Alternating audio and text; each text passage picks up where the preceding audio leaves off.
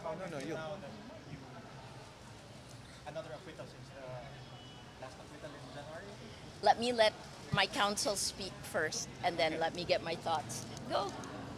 Okay, actually, this is one of the 5 cases, tax evasion cases filed by the government in relation to the PDR transactions of Rappler Holdings Corporation. So we're thankful that the court finally dismissed the fifth one, and hopefully that's the end of it. Thank you. Go ahead.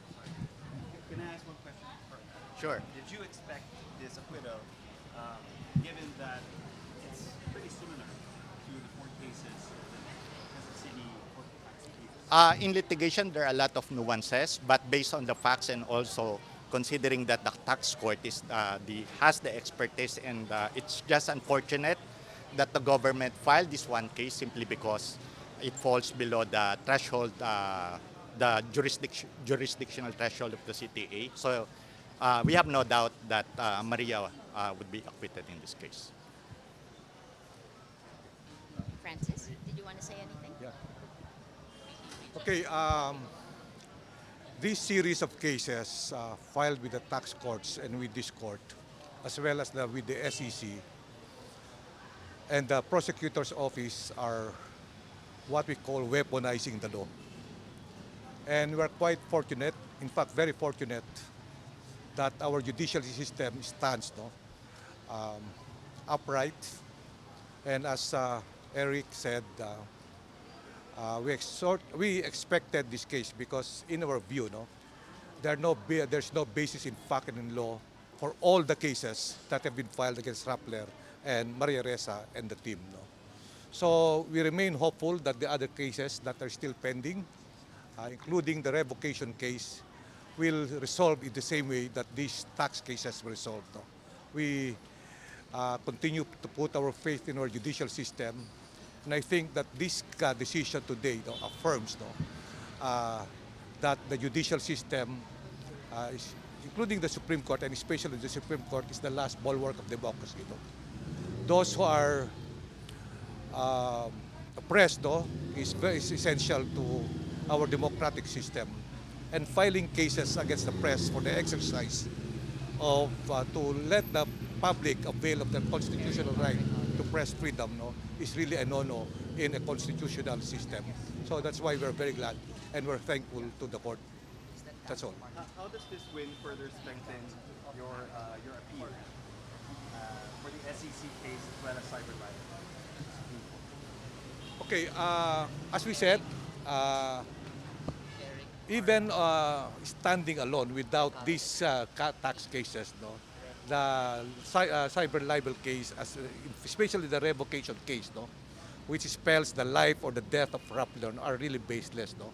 But I think we believe, and we are hopeful that this will be the start of a long, winding but long series of victory for our clients. Oh, Glenn? 4 years and 10 months, but you gotta have faith. Diba? So, cue music. I didn't know what to expect today, even though there were 4 tax evasion charges that were already acquitted. The acquittal now strengthens our resolve to continue with the justice system, to submit ourselves to the court, despite the political harassment, despite the attacks on press freedom. It shows that the court system works. And we hope to see the remaining charges dismissed. This is the team. 4 years and 10 months, guys! Diba? So, I wanted you to hear from them first. Nagkaanak na si Jackie at the time. Jackie's the workhorse, together with Eric. So, we've all gone through a time period. I hope this is a good signal to the business community, because these tax evasion charges in particular had a lot to do with rule of law. And, as we pointed out in our motion to quash, the same facts in 5 tax evasion charges, and normally that would be called forum shopping. Okay, I'll stop with the legalese because I have lawyers with me anyway. Thank you. Thank you, Judge Tamacruz. Thank you to the CTA. The acquittal is there. We maintain we've never done anything but our work, and we'll continue doing our work. You mentioned the impact. Sorry, you mentioned the impact on the business environment in Yes. the Philippines. Um, since you won the 4 cases at the Quezon City Court of Appeals, The Court of Tax Appeals. Yes. Um, how has the impact been on the on press freedom here in the Philippines? And now that you've won this fifth case, what do you see as a further impact on press freedom? I think what we've seen, the transition from the last administration to this administration, is a lifting of fear, right? Do you guys agree with me? We feel it in the public. We feel it even, I suppose, among the cases, the journalists.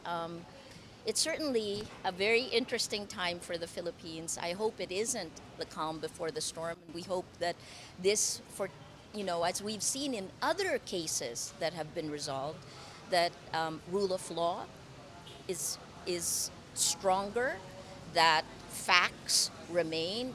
Last January I said facts win, truth wins, and we can continue. Justice, yes, thank you. Facts win, truth wins, justice wins. But I think more important, you have to really look at the impact on business, because the tax evasion charges threatened the way of doing business in the Philippines. And this is a cornerstone of the Marcos administration to bring the economy back up and to bring international investors in.